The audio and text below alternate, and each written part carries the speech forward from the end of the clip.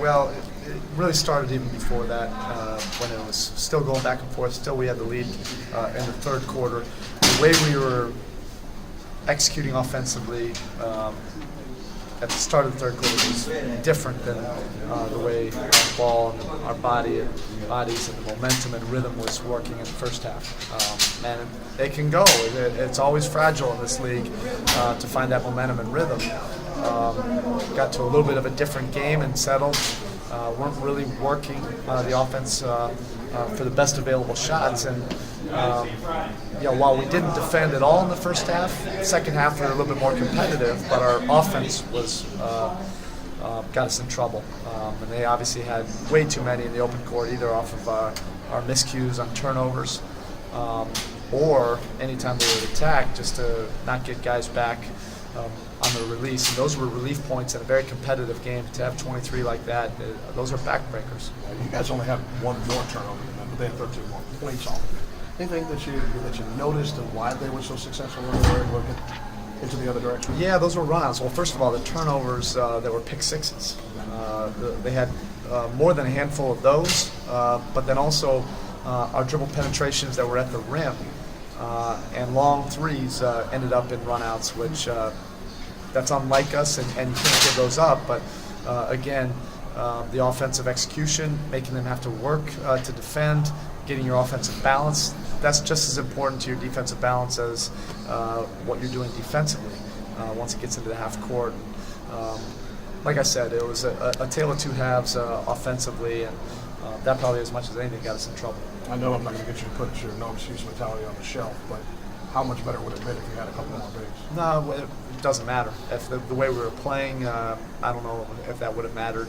Our big guys did a great job of competing, battling, throwing their bodies around. This is a big physical team, and they have an uncanny way of playing off each other. Gasol and Randolph, both very good post big-to-big passers. Look, at the end of the day, you're going down the stretch 5-6 minutes and you have a chance to make plays to win, and we're not getting over that hump right now, and that's something we can improve regardless. I don't care. Nobody wants to hear in this locker room of who's playing and who's not. That's not an excuse, and our guys understand that. Erik, obviously a big game, still control your fate in the Eastern Conference going into Friday's game. Is the thought that for all you guys have been through, it's still there for the taking and you still have a chance against Indiana? Yeah, we'll get to that point. I mean, all of us are still thinking about this game, and you don't want to always be thinking on the horizon. But I'm sure the fans and everybody the way it's set up, I'm sure that's the way people wanted it to be. And now we have a chance to compete at home. I guess the team's beat us twice already. I mean, do you feel, obviously, being on your home court and the way you play them close, that you feel like sort of a good spot for you guys to maybe sort of get it back together and get a good mojo going? Yeah, that'd be great. And things change very quickly in this league. We have two very competitive games that we just played in 48 hours, and you have a chance to find a way, somehow, some way, and the games are much different than last night and tonight, but they're competitive going down the stretch, and you have to make plays on both ends. You have to have incredible collective mental stability to be able to execute, get the ball where you want it to go, to be able to do it efficiently, and then to be able to defend the way we're capable of. We fell short, we understand that, and we'll learn from it. Erik, obviously LeBron always has to carry a lot of the burden. It seems like lately he's carried even more. Is there any concerns about mental fatigue for him down the stretch of this, or just push through into the playoffs? No. We'll be fine. I mean, that's a crutch that any of us could use when we don't find a way to win. Okay, and did anybody have mental fatigue or physical fatigue in the third quarter when we're up 4-6, and then all of a sudden it shifts, and that's a common excuse in pro sports. We love the position we're in. Nobody else is in this position to have to deal with serial success of the last 3 years. We're not using it as an excuse. We don't expect anybody else to use an excuse for it. Erik, when the offense goes from movement, free-flowing, to more stagnant stance, so what's the primary reason for that? Yeah, it's something you always have to stay conscious of. It's not, even as beautifully as we move the ball at times, It's a game that you have to work at, and then to be able to do it under duress, to be able to do it when the defense steps up the pressure, which they did. You have to give them credit. They're a very good defensive team.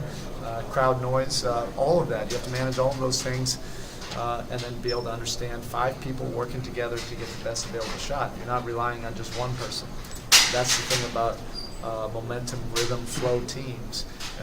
You're banking on the decision of one person, and then that sets the domino for the next decision and the next decision. And when it works cohesive, there's nothing more beautiful in this league, 5-man basketball. But it's something you always have to work at. LeBron likes that type of game, but he's also, has to sort of carry the load when it's not going that way. How does he balance it? Balance. That is a fine balance in this league because he, along with Carmelo Anthony and with Kevin Durant, they're the best end of possession value out options for the offense. Where the defense stops you, you try to get to whatever you get to, and you throw it to them and say, "Save us."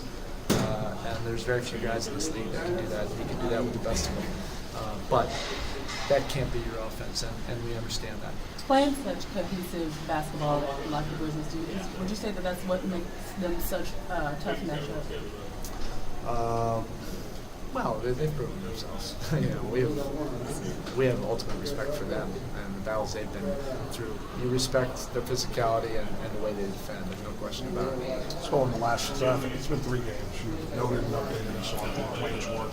What's the overall encouragement you have about what's in front of you? Well, everything's day to day. That won't change. You guys have seen his workouts. He's been doing half his workouts in front of you guys, if you're paying attention, and the other half behind the scenes. He's been making progress. He has to pass a battery of tests for us before we take him to the next level. And his body will tell all of us. Mike Conley shot the 3 well tonight. Just how effective of a player is he when he's knocking down that 3-pointer shot? I love him. I do as a competitor. I hated him tonight, but I think he's a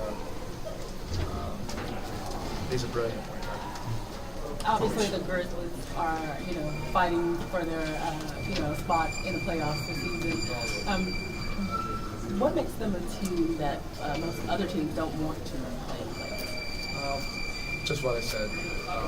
They've been together for a while, and they've banked themselves on their defensive toughness, their physicality up front. Those things play well in the playoffs. All right, guys. Thank you.